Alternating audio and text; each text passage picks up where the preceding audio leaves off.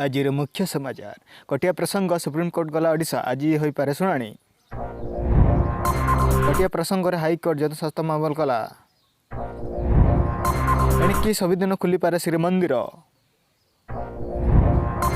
कांग्रेस को हाड़भंगा रोग छाड़ू नहीं। आंध्र मुहा है ओडिशा पिला ना लेखाइले 400 अधिक छात्र छात्री। 10.59 कोटी विद्युत बिल बाकी देशर प्रथम टाइटानियम स्लग प्लांट बंद। डुप्लेक्स ना देबारे 4 कोटी चढ़ू एमएक्स इन्फ्राडे एमडी।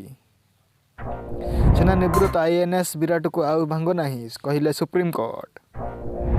कपूर परिवार असफल नायक राजीव।